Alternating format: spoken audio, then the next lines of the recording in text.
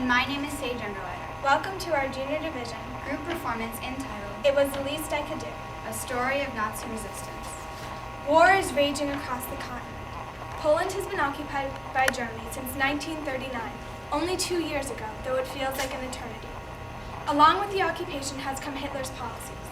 Gypsies, blacks, homosexuals, the mentally and physically handicapped, but especially the Jews, have been separated from the rest of society.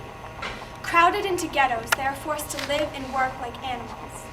My name is Janina Gutana, and my sister Irene and I have watched their suffering from our position as housekeepers in HKP, a Nazi boarding house in Ternopil, Poland. The ghetto is located right behind HKP, and before Irene sent me back to live with our family again, she told me she was going to try and help the Jews of the ghetto. Food under a fence. It seems so little, but at the moment it was all I could do to help. The people of the ghetto suffer horribly.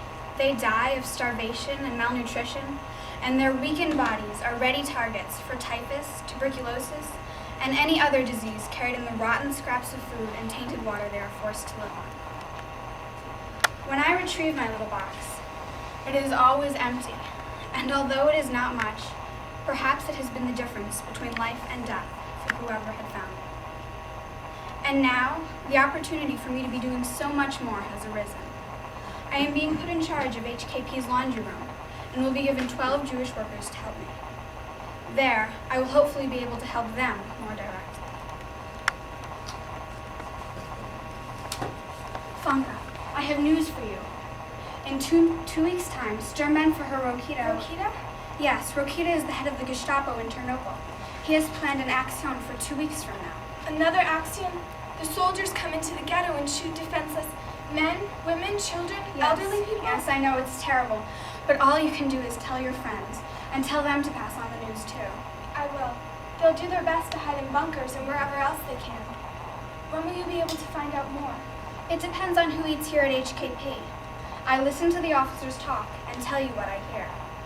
Sturmman for Hirokita is eating here again tonight, so I will keep my ears open. Thank you all.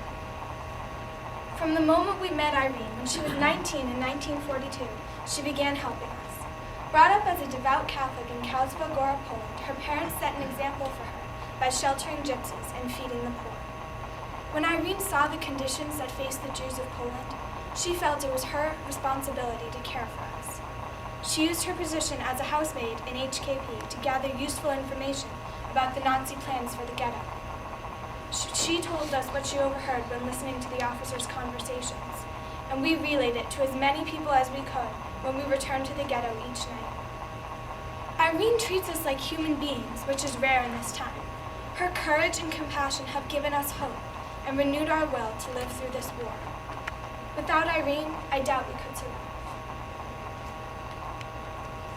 Fanka, Major Rugemer is moving to a villa outside of HKP. He wants me to go with him to be his housemaid. But even if I were to stay here, I don't know how I could continue to help you, because the Nazis have planned the final extermination of Ternopil's Jews for the 22nd of July. Irene, we will all be killed or deported. Is there nothing you can do for us? Well, when I visited Major Rugemer's new villa, I noticed there was a basement suite that would be perfect for all of you, and he has no plans for it. But there are squatters living there now. They should be out in a week, but that could be too late. I have a plan, but it will be very dangerous. Irene, you've already done so much for us. Are you sure you want to risk your life? Yes, I'm sure. Then tell me what we must do. On the night before the liquidation, the 21st, all the officers are going out to a party. That night, don't go back to the ghetto. Stay in the laundry room, and I will meet you there. From there, I'll take you to Major Rugemer's suite. His suite? Why? I know it's crazy, but there's a grate above in his bathroom. It should be big enough for all of you and able to hold your weight. Yes, I know the one you're speaking of. And then, in a couple of days, once the villa has been vacated, I will take you there. Irene, thank you. I'll tell the others. And we'll be there. I know that sneaking 6 Jews to a Nazi major's suite and then to his villa will mean death for all of us if we are caught. But is the alternative any better? Standing by while their most basic right, their right to life, is taken away? No, I could never live with that. On the night before the liquidation, the Germans prepared for their party. As they were leaving, we hid in the laundry room, and when Irene was sure that no Nazis remained in HKP, she led us up to Major Rugemer's suite. We climbed into the grate. We had to stay in that cold, cramped space for 2 days and 2 nights, in constant fear for our lives. On the day of the liquidation, we could hear the Nazi guns and shouts from our hiding place. It was so hard to hear the shots that we knew were killing friends, neighbors, relatives, children, but we bore it, and night fell once again. On the second night, Irene came to us and told us that the villa was finally vacated and that 3 more Jews were waiting there. Under cover of darkness, we stole away to the villa and safety. All the Nazis were at that party, celebrating what they thought was the night before Ternopil would become Judenrein, or Jew-free. Ironically, their absence is what allowed Irene to save us, meaning that on the 22nd, there would be at least 9 Jews left in Ternopil. But Irene had saved more than the 9 of us. Earlier, she had smuggled several into the forest of Puszka-Janakor, where many other Jews were hiding from the Nazis. And in the days preceding the liquidation, she would ask for a bit of fresh air and proceed to ride her bicycle through the streets of the ghetto, whispering warnings to the people she saw there. Things went well in the villa for about half a year. No one suspected there might be Jews living in a Nazi major's house. But I worried despite our relative safety. The punishment for helping a Jew, never mind 9, was death.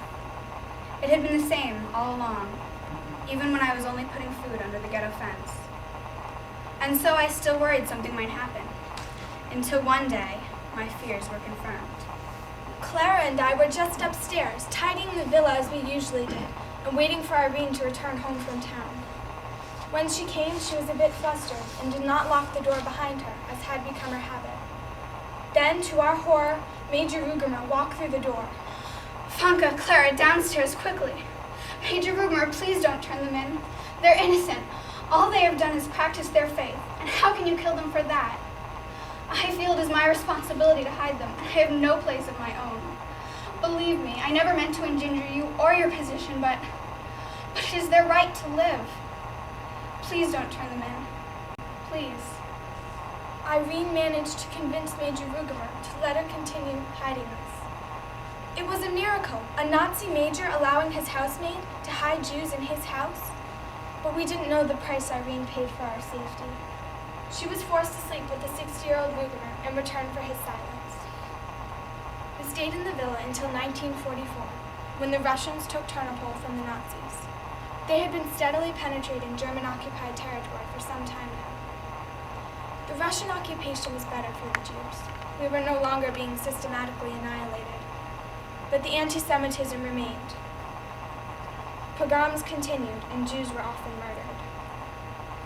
When the war truly ended in the spring of 1945, I felt lost and alone. I had no way to reconnect with my family in the immediate post-war circumstances. Fanka helped me to escape to a displaced persons camp, where I was invited to move to America. In the U.S., I married William Opdyke, and for years was silent about my wartime experiences. Until one day, I received pamphlets calling the Holocaust an exaggeration, merely a fictional event thought up by Zionists to promote Israel. That is when I began to let my voice and my story be heard. Irene told her story to young people all over the nation, telling them about their responsibility to stand up for their and others' natural human rights. She believes that her actions during the Holocaust should not be perceived as heroism. It was her God-given responsibility. It was the least I could do. Several weeks ago, on May 17, 2003, Irene Goropdyke passed away. Although she is no longer here to spread her message, she has educated a generation, and she and her story will never be forgotten.